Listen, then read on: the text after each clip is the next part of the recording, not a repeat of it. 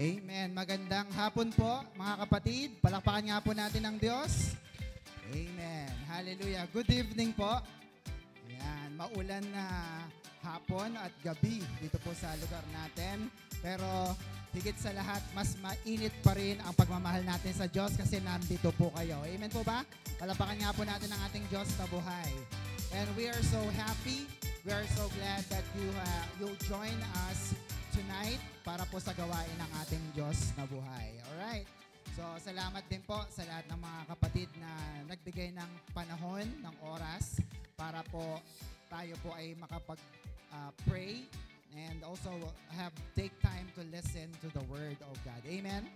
Amen. So, handa na po ba kayo makinig ng salita ng Diyos? Amen. But before that, as always, yan, pakisilent po muna ang ating mga phone hanggat maaari. Kung hindi naman ganun kahalaga ang ating mga hinihintay na tawag, ay pwede po natin itong pakisilent muna saglit. Amen po ba? Thank you so much for not using your phone during the worship service. And also, you can use your phone instead by taking a picture. Yan, mag-picture po kayo because the picture is worth 1,000 words. Tama? Kahit hindi ka na magsulat, basta na-picture mo, kuha mo na kagad yun. Amen? Amen. Also, don't forget to invest and invite. Bring a family or a friend sa church. Siyempre, this is the one way para sila po'y makakilala sa ating Panginoon. And you will receive a crown of life mula sa Diyos na buhay. Amen? Amen. Also, don't forget to watch our online worship service. Dalawa po yan. Katulad ngayong araw na to, every Wednesday, 6 p.m. and every Sunday naman po. Anong oras? 8:00 ng umaga. Kaya maraming salamat po sa lahat ng mga nag-share, nagsusubscribe at nagbibigay ng mga kanilang mga comments. Nagko-comment po ba kayo sa ating FB page? Yan. Paki-comment nyo po kung ano yung mga natutunan ninyo, taga saan kayo para mas lalong na-encourage po ang ating mga tech people, ang ating tech expert and multimedia team. Amen? Amen. All right, so let's begin and let's start with our series. Ang title po ng ating pinag-aaralan ay, ano po yan? Learning from the ants and be wise. No? So, walang maliit na hindi nakakapuwing. Tama ba? Kahit na maliit po yan, kaya kanyang saktan. Tama ba? Ibig sabihin, it can affect you. It can impact you more than you could imagine. Kaya wag mong i-smallin yung small. Tama mga kapatid? It is not the size but the potential damage that it can do. No? Kaya wag mo ring i-smallin ang mga maliliit na insekto kagaya ng langgam. Tama po ba mga kapatid? Why? Look at this. Proverbs 6 verse 6 to 8. Review lamang po tayo. Lazy people should, learn a lesson from the way ants live. 7, they have no leader, chief or ruler. So, nobody tells them what to do. Walang mamando sa kanila. But look at verse 8. But they store up their food during summer, getting ready for winter. So, automatic yung isip nila, no? Matic. Kahit walang nag-uutos, alam nila dapat mag-ipon para sa kanilang colony. Amen po ba? So, kung sipag lang tsaka disiplina ang pag-uusapan, syempre, matututo tayo sa mga langgam na nakikita natin. Proverbs 30, verse 24 to 25. There are 4 things on earth that are small, but they are wise. No? Maliit pero matalino. 25. Ants are not very strong, but they store up food in the summer. No? So, napakatalino ng mga langgam na ito. Kahit napakaliit po nila, ano pong ginagawa nila? They store up food during the summertime. So, talagang matatalino ang mga maliliit na insekto na ito. So, meron pong pag-aaral na tinatawag pong myrmecology. Sabi nga ulit natin, myrmecology. Yan. What is that? It is the branch of entomology. Pag sinabing entomology, study of insects concerning, ants, mga langgam. So, biruin po ninyo, pinag-aaralan ang mga langgam na ito. Kaya, mahalaga po ito na matuklasan din natin. And there are facts about these ants.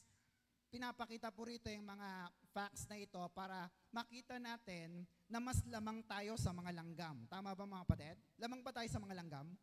Amen. And yet, kahit na maliliit sila, parang tila, mas sila pa yung tinuturuan tayo at mas marami tayong matututunan sa kanila. Tama? Amen. Look at this. There are 10,000 different species of ants. Dami, no?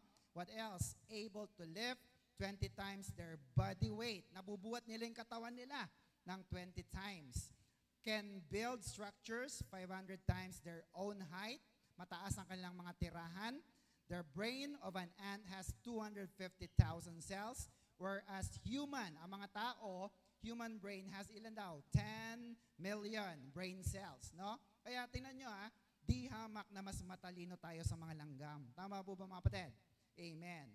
Ants has 2 stomach, 2 kanilang tiyan, 1 for storing up food to share with others later, and 1 for itself, no? So, hindi po sila sakim sa pagkain. Nagtitira sila para i-share din sa iba. Tama?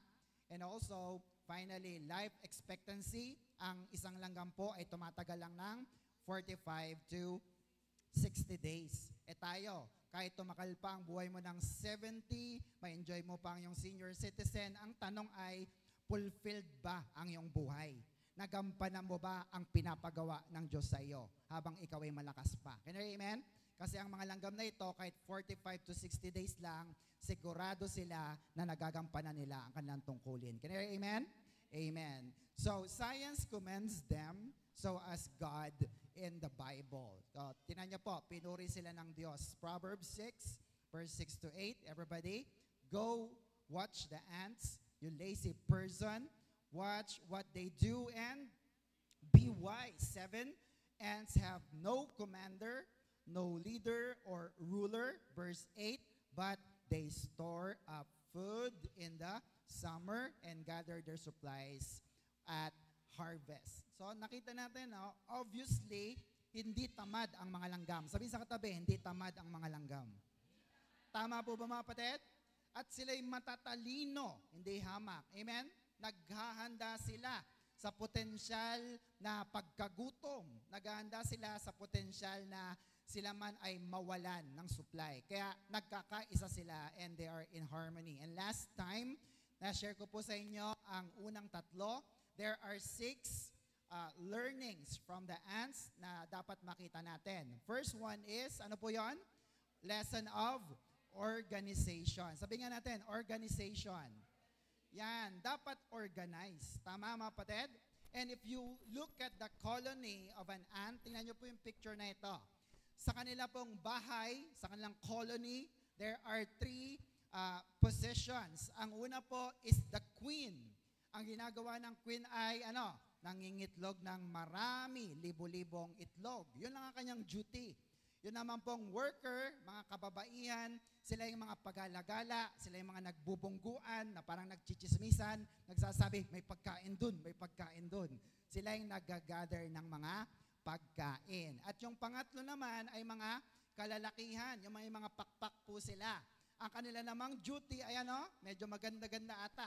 They mate with the virgin queens and allow them to start a new colony. So after po na sila ay makipagtalik sa mga queens, mamamatay na po sila. Yan po ang kanilang duty. So, ibig sabihin, sa mundo ng mga langgam, ano pong pinapakita rito ng Diyos? Ano yung nakalagay sa baba? Walang agawan ng pwesto. Amen po ba? Wala silang leader. Walang nag-uutos sa kanila. Pero sumusunod sila, nagkakaisa sila kasi natural sa kanila ang maging masipag. Can you hear amen? Amen po ba mga kapatid? Amen. 1 Corinthians 14 verse 33, for God is not God of disorder, but of peace, as in all other churches. Sa Good News Bible, sabi diyan, because God does not want us to be in disorder, but in harmony and peace, as in all the churches of God's people. Kaya, tingnan nyo kung ayaw ng Diyos na magulo sa loob ng church, dapat tayo rin. Tama ba mga kapatid? Gusto nyo ba magulo? Ayaw natin yon. Tama po mga kapatid? Dapat organize. At kapag mayroong mga pumasok dito sa loob ng church natin at nagtanong, sino ba ang pastor nyo? Wala namang sasagot siguro na lahat kami rito pastor. No? O kaya naman, sino mga miyembro? Kami rin ang miyembro. No? So napakagulo. Di ba mga kapatid? In order, tingnan nyo po, next, in order for a ministry or church to survive, there must be what? An organization. No? Dapat organize para mag-survive ang ating mga ginagawa. Tama po ba mga kapatid? Ang organization, ang grupo na dalawa ang ulo, ang tawag natin doon ay halimaw. Tama mga kapatid? Dapat isa lang ang head. At ang head na ito, ng church na ito ay walang iba kundi si Kristo. Tayo ay mga tagasunod lang niya. Kaya amen. Palapakan natin ang Diyos na buhay. So, sa ating mga tao, tayong mga Christian, know your place. Alamin mo kung ano ka. Ikaw ba ay membro? Ikaw ba ay leader? Ikaw ba ay pastor? Para magampanan natin ang ating mga tungkulin. Can I hear amen? So, sa loob din ng iglesia, hindi po tayo nagkokompetensya. Tama po ba? Na mas magaling pa ako sa iyo eh. Mas magaling pa siya sa iyo. Hindi po. Walang competition sa loob ng church. Tama po ba? Kaya pag nakita mong parang mas magaling siyang mag-pray, siya na lang lagi natin ilagay. Eh di siya naman ang laging napagod. Tama kapatid? Dapat ilalagay ka rin para makita natin ang pagkakaiba ng ating mga talento. Are you with me mga kapatid? And in that way, nagkakaisa ang bawat isa sa paglilingkod. Tama mga kapatid? Kaya sabihin sa katabi, huwag kang matakot mag-pray. Amen po ba? Pag na-assign ka, huwag kang matatakot kasi ilalagay ka ng Diyos pag kaya mo na. Amen? Dapat nating tandaan na ang mga langgam ay nangangagat pero hindi sila nagkakagatan. Tama po mga kapatid? Tama po ba? Ang galing, di ba? Nangangagat sila. Pag sinabi langgam, kagat yan eh. Pero hindi sila nagkakagatan, nagkakaisa sila. Palapakan natin ang Diyos na buhay.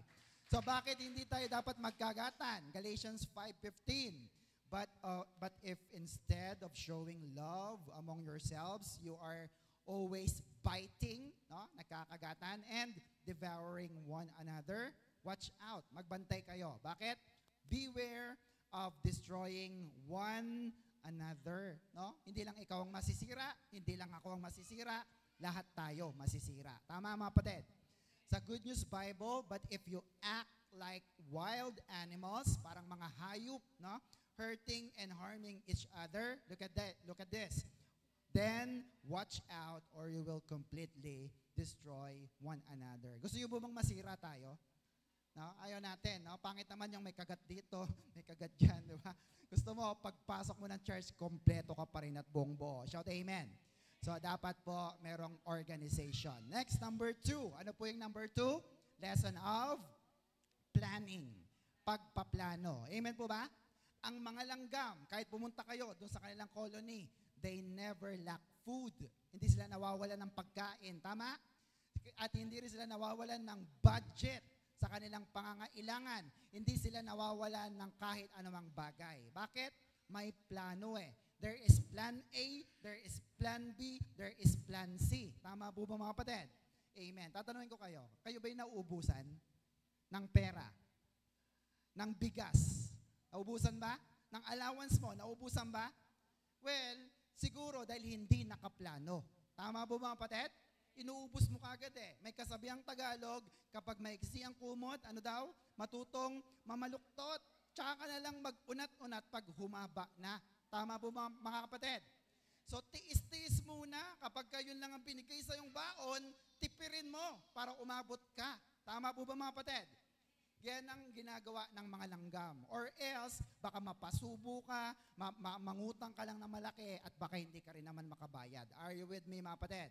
Look at this, Proverbs 30 verse 25. Everybody, there are 4 things on earth that are small, but they are very wise. Ants are not very strong, but they store up food in the summer. So nakita niyo po yun? Pag nagpaplano ka, ano ang kailangan natin? Anong sabi ng verse? Wise. Dapat may wisdom. Sabi sa katabi, dapat may wisdom. Particularly, godly wisdom. At ang godly wisdom na ito, Diyos lang ang kayang magbigay niyan. Can I hear amen? Amen po ba? Pwede kang mag-ipon sa sarili mo, hiwalay sa Diyos, pero mantakin mo, mamaya, ubus na yan. Tama po ba mga kapatid? Pero pag nag-iipon ka, kasama ang proteksyon ng Diyos, kahit nakakaunti na yan, umaabot sa susunod mong sahod kasi iniingatan ng Diyos ang iyong pananalapi. Shout amen. Palapakan natin ang Diyos na buhay. Are you with me, mga kapatid? Kaya during the summertime, alam na yan, matik sa mga langgam, mag-iipon kami, and there's a time frame for that. Ibig sabihin, pag trabaho, trabaho. Pag pahinga, magpahinga. Tama po ba, mga kapatid? Amen po ba? Tulad ngayon, pag church, church. Amen mga kapatid? Pag sinabing magsulat, edi magsulat. Mamaya pag uwian na, huwag ka na magsulat. Uwian na. Are you with me, mga kapatid? Amen. So, ibig sabihin, nag-store up ka ng maraming mga verses na mga karunungan mula sa Diyos, and in the winter, pag may problema, huhugot ka na lang ng verse para ikaw ay maging malakas. Shout amen. Palapakan natin ang Diyos na buhay. So, what is planning? Ano bang pagpaplano? It is predetermined course of action. Pag sinabing predetermined, nakaplano na, nakaprograma na, nakakasa na, mangyayari na lang. Ang gusto mo na lang gawin ay makita na ito'y maisakatuparan. For example, after 5 years, dapat graduate na ako. Amen? After 2 years, dapat may kotse na ako. After 10 years, dapat may bahay at lupa na ako. You see that?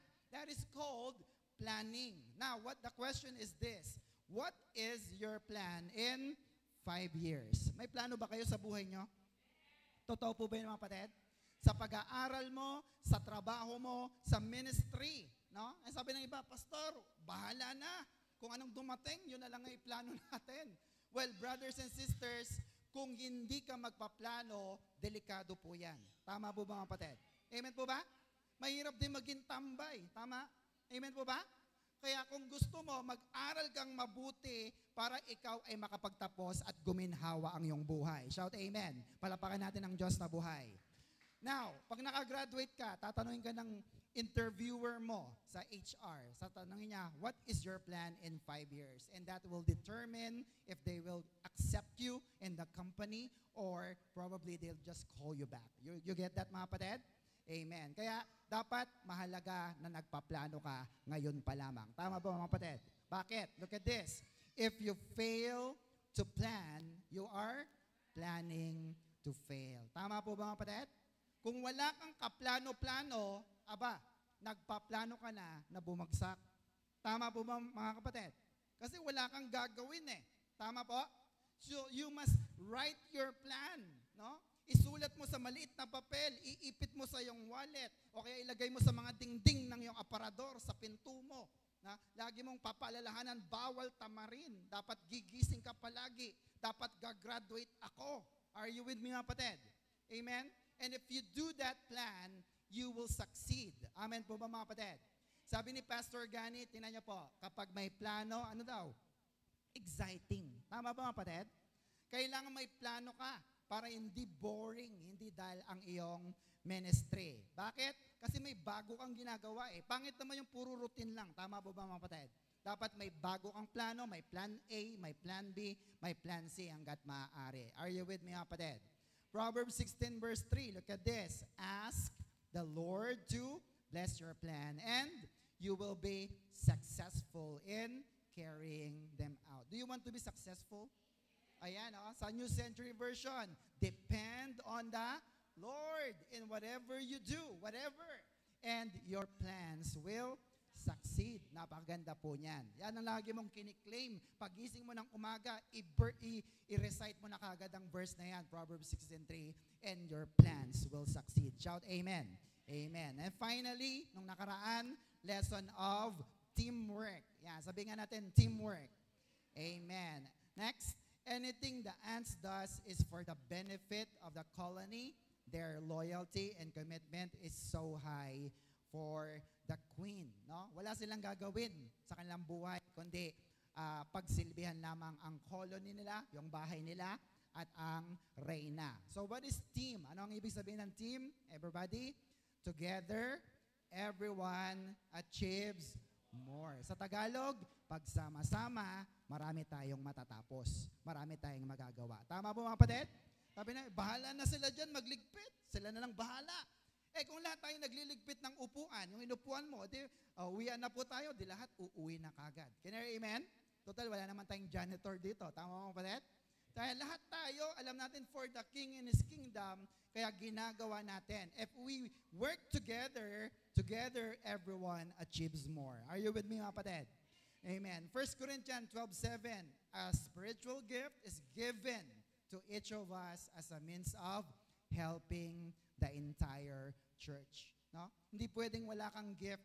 Pag na-born again ang spirit mo, ang Holy Spirit may binigay na isang kaloob sa'yo. Can you hear amen? At hindi yun uupo ministry. Sigurado po yan. Can you hear amen? May gagawin ka sa loob ng church kasi parte ka ng body of Christ. Are you with me? Isa po sa gift na binigay ng Holy Spirit is the gift of giving or pagbibigay. Tingnan niyo po yan. Sabi diyan, your giving is what? So much important in God's church. Amen po ba? Amen po ba mga kapatid? Suporta sa gawain ng Diyos, suporta sa mga manggagawa ng Diyos na wala namang bayad pero nagpapagamit sa Diyos. Amen po ba? Amen. At suporta sa pagkalap natin ng mga kaluluwa para maligtas at mapunta sa langit. Can you hear amen? Amen po ba? So, your love gift is very, very important. And there are ways to give. Alam nyo naman po yan. Amen po ba? So, dapat wag natin itong kakalimutan. Are you familiar with this? Amen. Next, ang motto ng mga langgam, ano po yon? For the Queen and for the colony. Ano naman ang motto ng mga Christian? Next, for the King and His kingdom. Amen po ba mga kapatid? Amen. So ang ginagawa natin dito ay gusto natin na dumami ang maligtas sa pamamagitan ng maipapanganak ng mga churches. Gusto nyo ba na manganak ang church natin? Merong church sa ibang lugar, diba? At lahat tayo ay magkakaroon ng mabubuksan na mga churches para sila din ay makarinig ng mabuting balita ng kaligtasan. Amen po ba mga kapatid? So what do we do while we're still here inside the church? Next, work with your team. No? Makikisama ka, makialam ka sa iyong team. Halimbawa, nasa worship team ka, nasa multimedia team ka, o children's ministry or youth ministry, men's and women's ministry. So work with them. Can I hear amen? Because your ministry is your team. Can I hear amen? Amen po ba mga kapatid? Sa mga tamburin, pamilya yan. Tama po mga kapatid? Kaya minsan sila ay inililibre, sila ay pinapakain, at minsan sinisermonan din. Tama po mga kapatid? Pero pagkatapos namang sermonan, ang banlaw, Jollibee. Tama po mga kapatid? Kasi ang turing sa kanila ay mga anak, kapatid, kapamilya kay Kristo. Amen po ba mga kapatid? Amen. Kaya yung team mo, ituring mo yan na yung kapamilya. Amen po ba? The battle cry of an ants and Christians it has one goal and purpose. Ano po yon? Kingdom mentality. Sabi nga natin, kingdom mentality. Amen. At lahat tayo dito sa loob ng church, I believe na ang isip natin ay para sa hari at sa kanyang kaharian. Amen, amen po ba? Kaya sige nga po, sabay na malakas na isigaw, for the King and His King. Isa pa nga po, for the King and His kingdom. Amen po ba? So ang gandang pakinggan kasi hindi tao ang naitataas, kundi ang Diyos natin at ang kanyang kaharian. Amen. So let's continue. Dito po tayo natapos sa pang-apat. Number 4 is, everybody, lesson of unselfish unity and sharing. Yan, pakisulat nyo po yan. Ants, when ants find out something eatable, edible, or palatable, they tell and share it to others. Again, tingnan nyo po ulit yung kaninang pinakita ko. Ilan ang tiyan ng langgam? 2. Yung isa, para mag-store sila ng pagkain, para i-share sa iba, at yung kabila naman ay para sa kanilang sariling pagkain. So, anong punto po rito? Walang langgam na kumakain mag-isa. May dala ba kayong pagkain? Yung may pagkain nga, tapos tatalikod ka pa. Amen po mga kapatid? Tinatago mo, brothers and sisters, ang mga langgam, hindi sila kumakain na mag-isa. Can you hear amen? Now, kung ang langgam ay merong unselfish unity, and sharing, hindi ba dapat tayong mga tao nag-share din? Nag-share po ba kayo ng inyong pagkain? Ng inyong pera? Ng inyong kayamanan? Ng mga bagay na mayroon ka? Sinishare mo po ba? Amen. So we must be wiser than the ants. Hindi tayo nagkakanya-kanya. Amen po ba?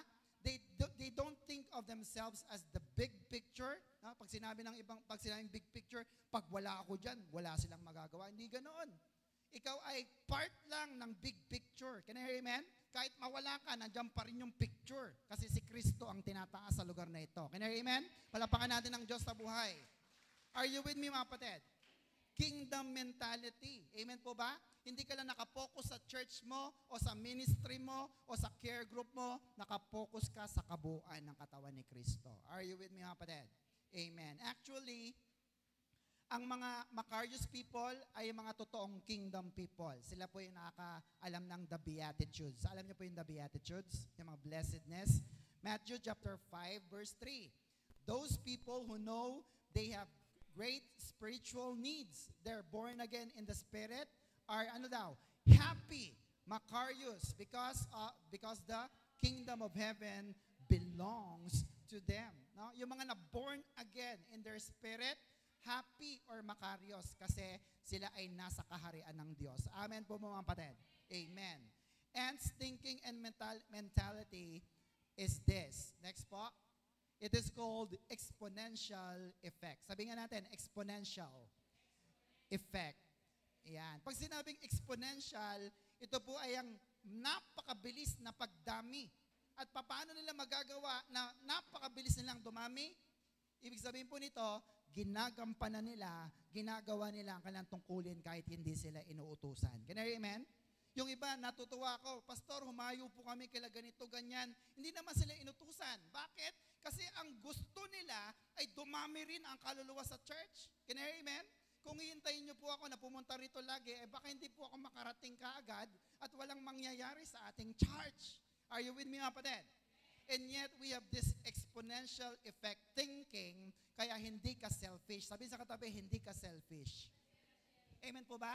Kasi ang gusto natin, dumami tayo. Ayaw natin na mawala ang church ng OCW Pampanga at matira na lamang ay iisa kundi ang pastor. Can you hear amen? Dapat lahat tayo, dadami pa at marami pa tayong maliligtas na kaluluwa. Shout amen. Palapakan natin ang Diyos na buhay. Are you with me, mga kapatid? Amen. Galatians 5 verse 19 to 21. When you follow the desire of your sinful nature. Ang Greek word po ng sinful nature ay sarx or sa King James, works of the flesh. Nakita niyo po yan? Parte ng ating makasalanang katauhan, hindi mo maihiwalay sa ating pagkatao ang ano po yung mga bunga. Your lives will produce this evil result. Ano yan? Sexual immorality, impure thoughts, masamang isip, eagerness for lustful pleasure, 20, idolatry, participation in demonic activities, hostility, quarreling, jealousy, outbursts of anger. Look at the big word. Selfish, ambition, division, and the feelings that everyone's wrong except those in your own little group. No, nakita nyo po yon? Parte ng iyong makasalanang pagkatao, minana kay Adan at Eva, is the selfish ambition. Kaya hindi mo may aalis yan na minsan, naiinggit na. Kahit na alam mo naman na para sa kanya yon, naiinggit ka pa rin because you have selfish ambition. Can you hear amen? 21, ano pa? Envy, inggit, drunkenness, paglalasing, wild parties, and other kinds of sin. Let me tell you again, sabi ni Pablo, as I have before, that anyone living that sort of life will what?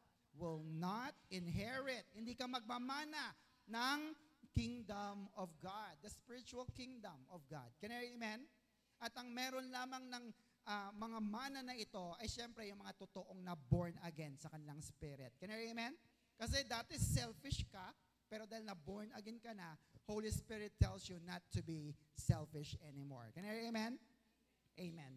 Philippians 1:15 to 17. Some are preaching out of jealousy and rivalry, but others preach about Christ with pure motives. Ba't ka ba nagtuturo? Bakit mo ba gustong maging pastor? Bakit mo ba gustong maging leader? Dahil ba sa iyong selfish motive or pure motive? Are you with me? 16, they preach because they love me, for they know the Lord brought me here to defend the good news. 17, those others do not have pure motives as they preach about Christ. Look at the next line. They preach with selfish ambition, not sincerely intending to make my chains more painful to me. So, tingnan niyo po yan. Pag hindi ka naging maingat, ang paglilingkod mo ay mauuwi sa selfish ambition. Can I hear amen? Amen po ba? Kapag na-born again na tayo, ang focus na nito, yung born again spirit natin. Can I hear amen? Pero yung ating soul, ang ating body, in process pa. Sabihin sa katabi, in process pa. Sino sa inyo nakakaisip pa rin ng masama? Meron pa rito? Sino bang nagagalit pa rin? Meron pa? Yes! In your soul and in your body, in process pa, gumagana pa yung sarks. Amen po ba? Your fleshly, sinful nature. At syempre, nandito ang iyong heart, narito ang iyong emotion. Ibig sabihin nun, nakakaramdam ka ng galit. Tama po mga kapatid? Nakakaramdam po ba kayo ng inis? Amen? Mayroon pa bang sama ng loob, paminsan-minsan? And also, selfish ambition. Siya meron, ako din sana. O sana oil, lagi sinasabi. Diba mga kapatid? Selfish eh. Gusto mo ikaw din. Are you with me mga kapatid? Pero kung maganda ang iyong motibo, hindi mo maiisip ang mga bagay na iyan. Amen po ba? So yung iba may naglilingkod kasi iba ang kanilang motibo. Now, yung sulat ni Pablo, sinabi niya, mas lalo lang nilang pinapasakit ang damdamin ko. Bakit?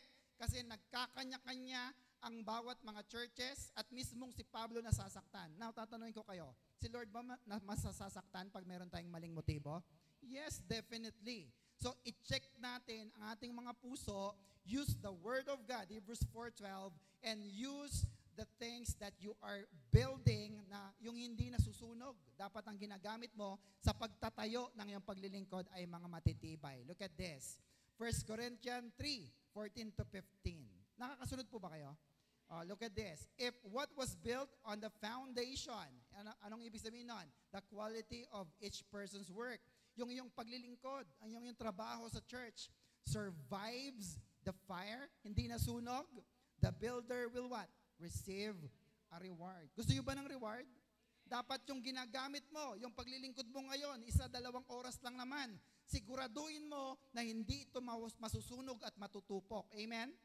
But if your work is burnt up, nasunog, mali ang motibo, ano mangyayari?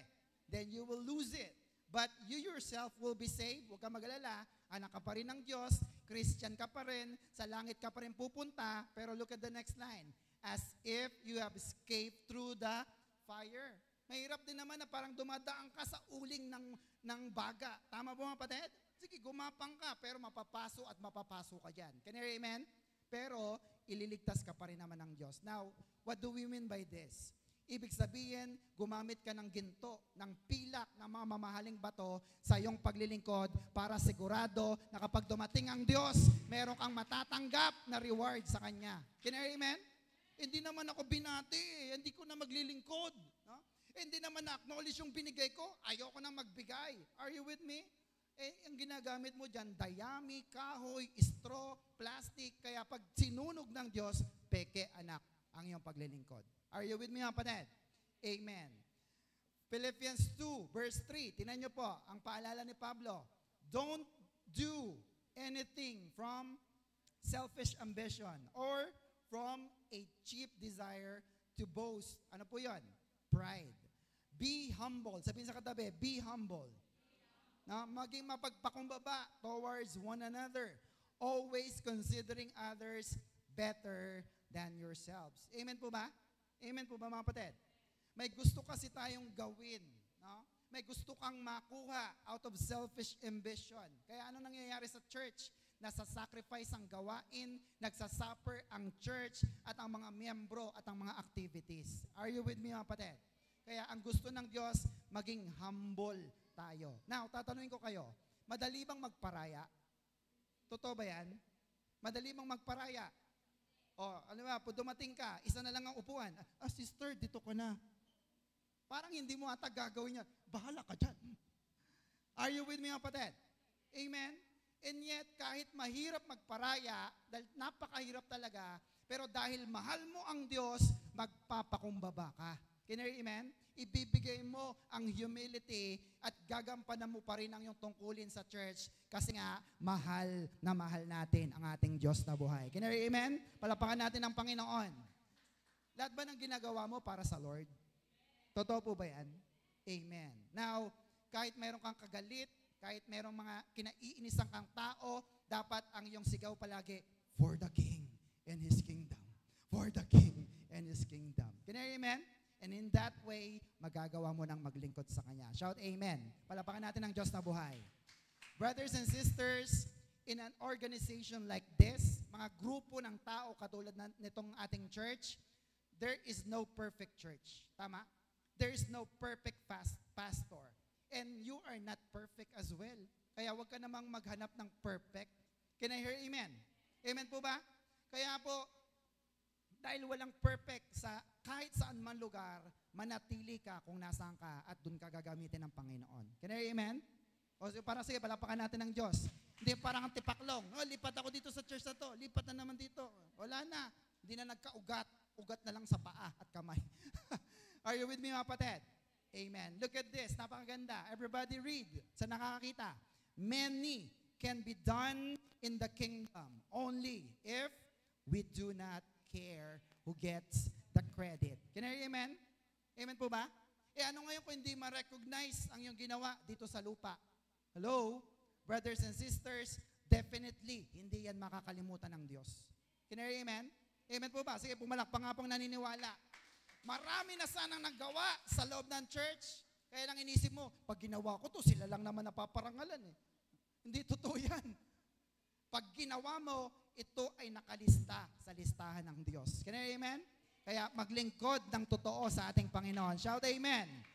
Ganito ang magandang ugali na gustong makita ni Lord. 1 Thessalonians 2:8. Everybody, because we love you and we are happy to share not only God's good news with you, but even our lives. You have become so dear to us. Mga kapatid, ang tunay na paglilingkod, hindi lang yung naibibigay mo ang iyong ibibigay.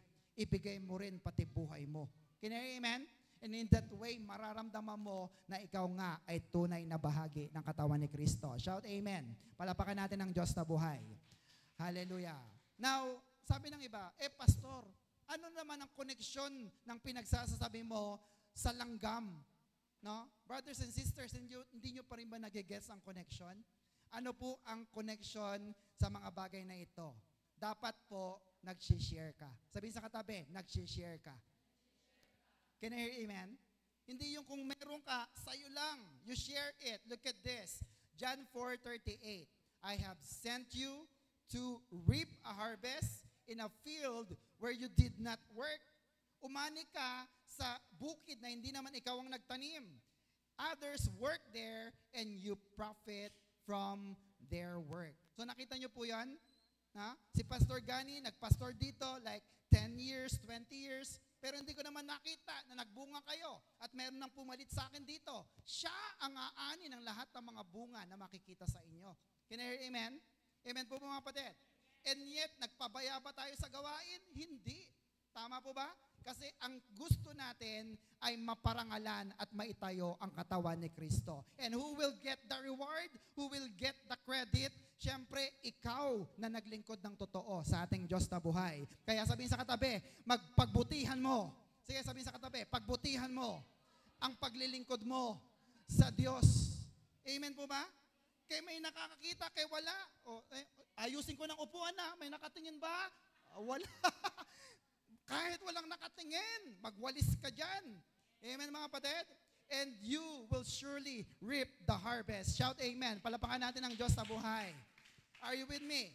Malay mo yung mga sinusulat mo? Di ba? Nagsusulat ka ngayon. Naiwan mo sa church. Tapos naglalakad ka, nasagasaan ka. Yung iniwan mong notebook, may nakapulot. Maganda yung mga nakasulat dito Gagamitin ko sa Bible study. Di ba mga kapatid? ibig sabihin niyan, may makikinabang pa rin sa lahat ng ating ginagawa. Shout amen. Palapakan natin ang Diyos na buhay. Are you with me, mga kapatid? Actually, hindi po mga Kastila ang nagdala ng good news through gospel sa Pilipinas. Sino po ang totoong nagdala sa atin? Ang mga US American missionary. Alam niyo po kung bakit? Pinigilan muna ng Diyos na makarating ang gospel sa Pilipinas. Nauna muna ang mga Spaniards o mga Kastila kasi nakita na ng Diyos sa kanyang foresight na ang Pilipinas pala ay makukubkob, masasakop ng ibang bansa. Tama ba, mga kapatid? Kaya kung nandun na sila at nag-share ng gospel, nasakop sila, nagkaroon ng gera, baliwala ang good news. Can you hear, amen? Amen po ba?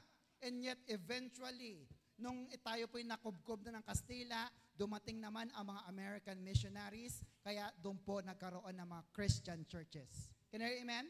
Yung mga totoong born again, totoong mga naglilingkod sa spirito at katotohanan. Pumalakpak nga po ang lahat ng sumasamba sa spirito at katotohanan. Bakit? Hindi religion ang kailangan ng tao. Tama po ba?